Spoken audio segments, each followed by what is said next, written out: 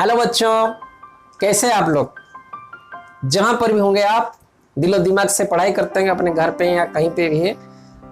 आज हमने जो क्लास शुरू करने जा रहे हैं that is one segment of that is surface chemistry और Emulsions and emulsifying agent. Emulsion and emulsifying agent.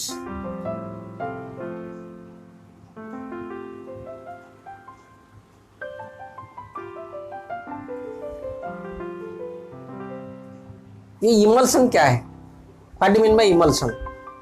A colloidal system involving one liquid dispersed in another is known as emulsion। ये भी एक colloidal solution है, लेकिन क्या होता है dispersion medium जो है और dispersed phase same phase both are in liquid, so we can write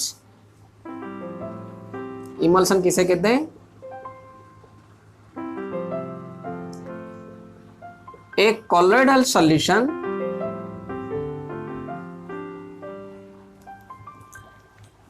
involving addition of or involving one liquid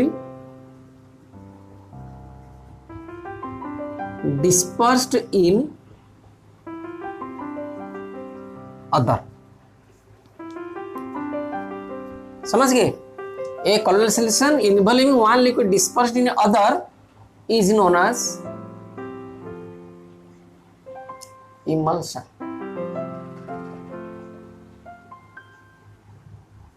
ये भी colloidal solution है, लेकिन इसमें क्या होता है डिस्पर्स फेज भी लिक्विड में और डिस्पर्सन मीडियम भी लिक्विड में।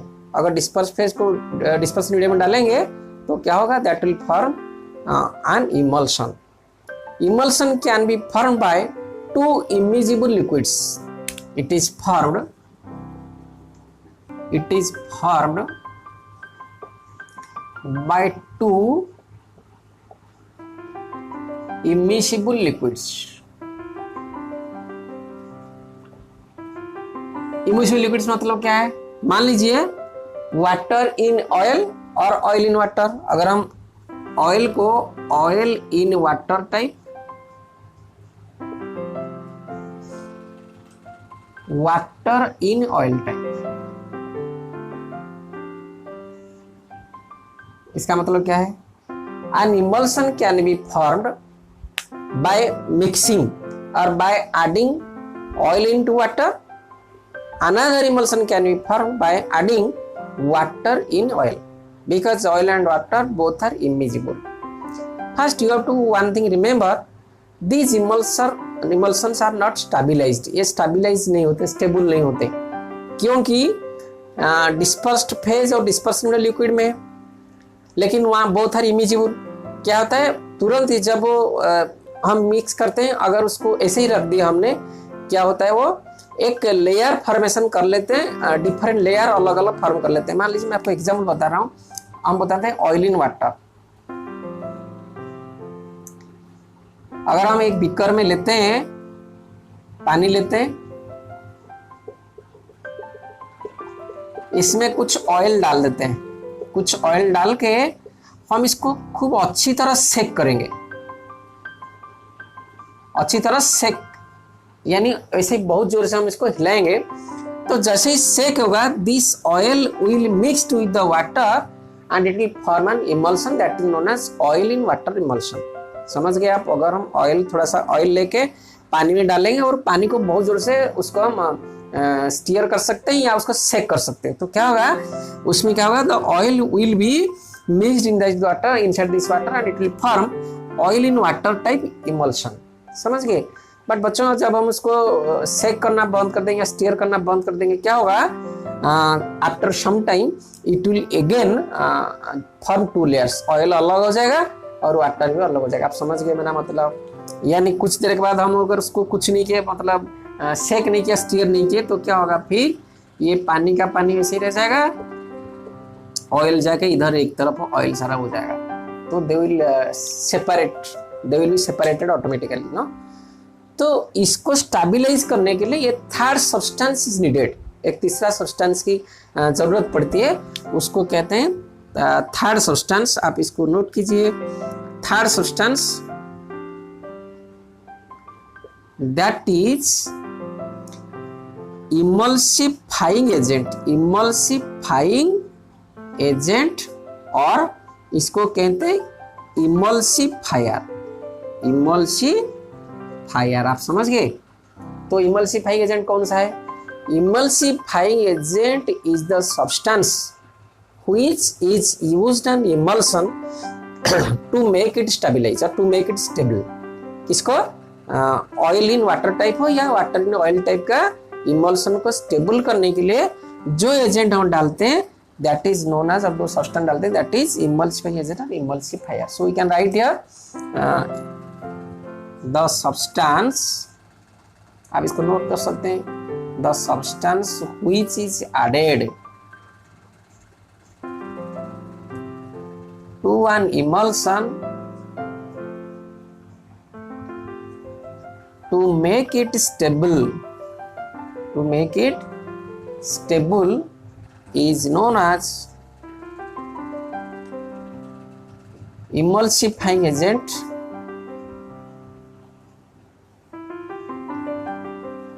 or emulsifier। आप समझ गए? हम ये इमल्सन ऑयल इन वाटर का बेस्ट एग्जांपल है हमारा मिल्क, जो घर में मिल्क इस्तेमाल करते हैं, milk one of the emulsion that is of oil in water type. Oil उसमें कौन सा है? उसमें fat is present as oil. आप समझ गए? आप देखेंगे अगर हम दूध को ऐसे ही रख देते हैं तो बच्चों दूध तो ऐसे ही रहता है, वो तो सेपरेट नहीं होता है, सेपरेट हो जाता है। आप देखेंगे अगर रात को हम दूध रखते थे उसके ऊपर एक ये बैठ जाता है, समझ गए ना आप, जो घी के लिए निकाल लेते हैं, it is separated out.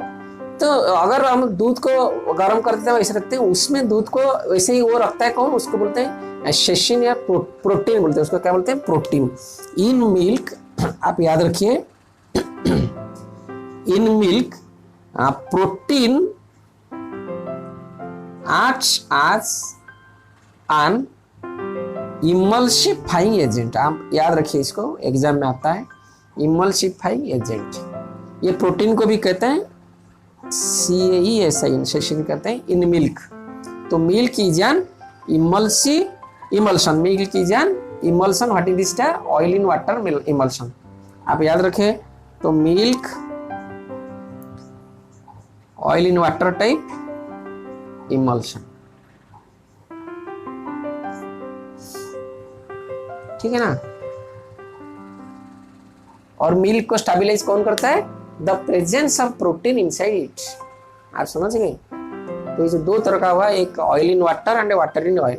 Oil in water का एग्जाम्पल हुआ एक मिल्क हो गया, दूसरा फेनॉल और क्रेसल जो हम इस्तेमाल करते हैं डिसइंफेक्टेंट के लिए, वो भी फेनॉल और क्रेसल वो भी ऑयल इन वाटर टाइप का इमल्सन है।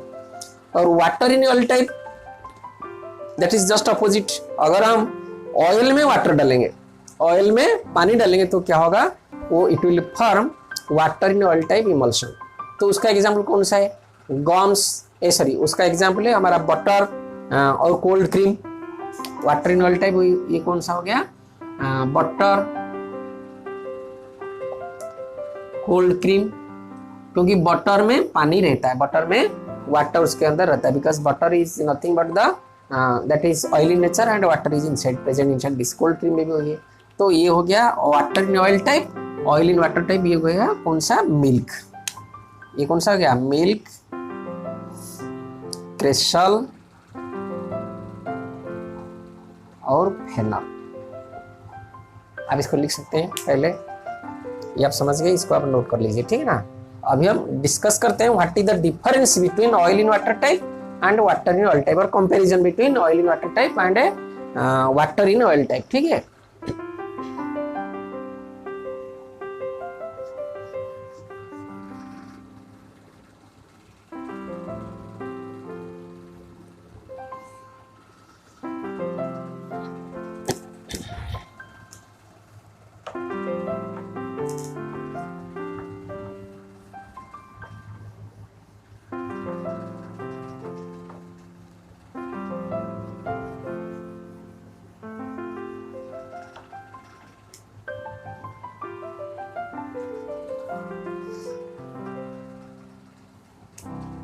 अच्छा देखो oil in water type,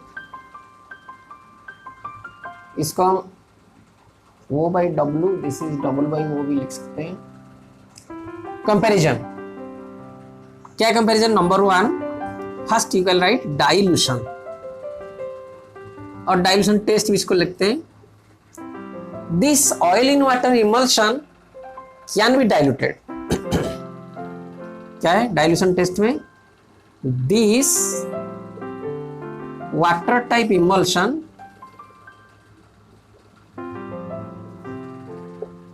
can be diluted because it forms a continuous। ये थोड़ा सा स्टेबल है, इसमें अगर हम डाइल्यूशन करना चाहेंगे और पानी डालना चाहेंगे तो it can be diluted.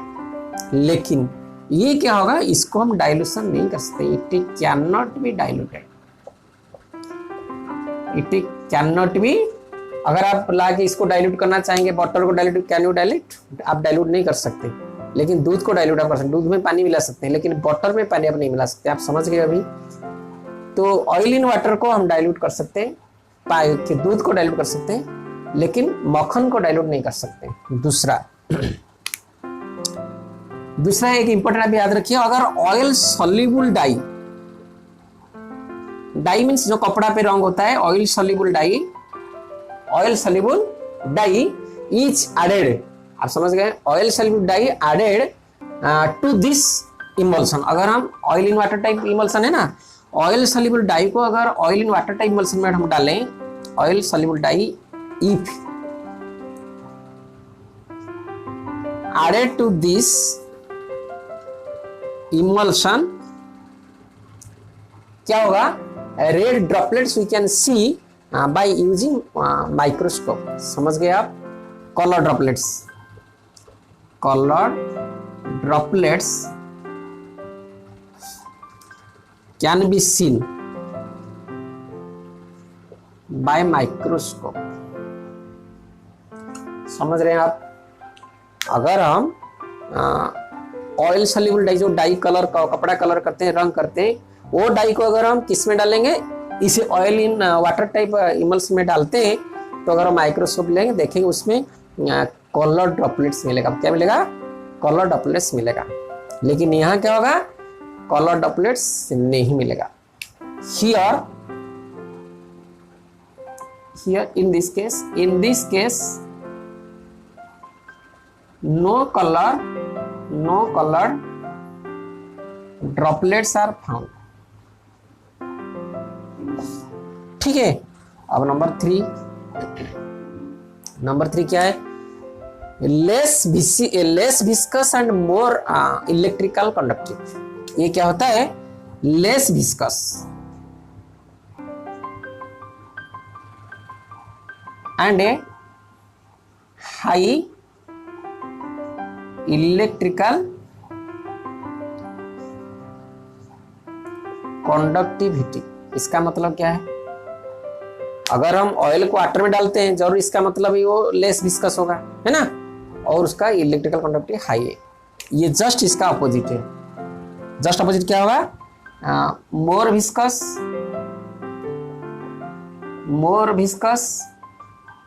And A less electrical conductivity. समझ गए आप? वो भी लेस विस्कस, मोर विस्कस, यानी अगर हम वाटर को देखते हैं वो बहुत विस्कस, और उसमें इलेक्ट्रिकल कंडक्टिविटी बहुत ही कम है। ठीक है। Number 4, it can be spread on water surface.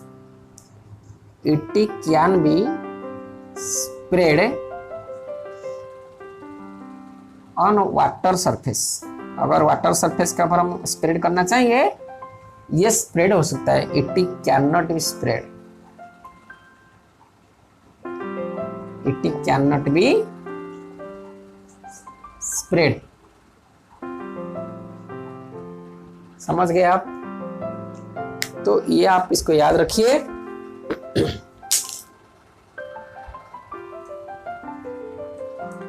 जो comparison between oil in water type emulsion and water in oil type emulsion, आप इसको याद रखिए और नोट कीजिए। ठीक है, उसके बाद हम डिस्कस करते हैं प्रॉपर्टीज। बच्चों प्रॉपर्टीज क्या है, बिल्कुल same to colloidal solution, no difference. हम जितना प्रॉपर्टीज पढ़े थे, जैसे हेटेरोजेनिटी पढ़े थे, जो भी पढ़े थे उसमें all are equal to this emulsion. Emulsion में वही प्रॉपर्टीज अप्लाई होता है। उसके बाद यूजेस, दैट इज इंपॉर्टेंट। बच्चों देखिए अब हम पढ़ेंगे यूजेस ऑफ इमल्शन। इमल्शन का इस्तेमाल बहुत होता है इंडस्ट्री में हो या हमारे डेली लाइफ में, its application is enormous no. तो पहले आप इसको पढ़ेंगे भी जब मेटल एक्सट्रैक्शन पढ़ेंगे। इन metal extraction for the concentration of ores it is widely used. क्या होता है, अगर कोई ओर में सल्फाइड ओर्स है तो अगर उसमें पाइन ऑयल डालते हैं और उसको स्टीयर करते हैं, सो क्या होता है, इमल्सन होके sulphur is coming out from that ore, समझ गए, तो उसको बोलते हैं emulsion. So I have written uses of emulsion. Number 1 for concentration of ores, यानी to remove impurities like sulfur, a pine oil is used to emulsify it and make it out as froth और foam. झाग जैसे हो जाता है उसको बाहर निकाल लेते हैं, ठीक है, आप इसको याद रखिए। इट इज यूज्ड और the emulsion is used for the concentration of ores. Number 2 in medicines it is widely used. Number 2 in medicines, medicines कहाँ पर, जितना आप देखते हैं लोशन, ऑइंटमेंट, जितना आप देख रहे हैं ऑइंटमेंट, ये सारे में क्या होता है, those all are emulsions, those all are emulsions. कौन सा लोशन और क्या, क्रीम भी हो सकता है। क्रीम, जितना हम क्रीम इस्तेमाल करते हैं वो सारे क्या होता है, we can tell that this are cosmetics no. ये सारे कॉस्मेटिक्स क्या होता है, दीज आर इमल्शंस, जितने हम इस्तेमाल करते हैं, ठीक है ना। ये कौन सा होगा आप याद रखिए, oil in water, water in oil type, ठीक है ना, water in oil type emulsions, ठीक है। अब तीसरा क्या है, अभी हमने बताया आपको डिसइंफेक्टेंट से इस्तेमाल करते हैं। और डाइजेशन इन इंटेस्टाइन, हम जब खाते हैं फैट जमा डाइजेशन होता है, this is important, digestion of fat in our intestine,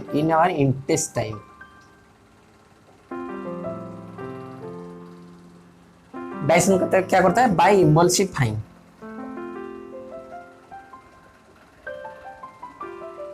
हमारा इंटेस्टाइन में भी जो फैट डाइजेशन होता है बाय द इमल्सिफिकेशन मेथड, ठीक है। इतना आप याद रखिए इसको, प्रॉपर्टीज एग्जाम में अगर आएगा, write down 2 properties, sorry uses आप इतना याद रखना। अगर एग्जाम में आया राइट डाउन 2 यूजेस, तो यू कैन राइट नो